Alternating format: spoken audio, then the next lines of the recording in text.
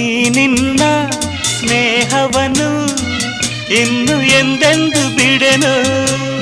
ಸವಿಯಾದ ಮಾತಿಂದ ಹೊಸ ಬಾಳು ತಂದೆ, ಬಯಸದ ಬಳಿ ಬಂದೆ, ಬಯಕೆಯ ಸಿರಿ ತಂದೆ, ನಿನ್ನ ಅಂದಕ್ಕೆ ಬೆರಗಾದೆ.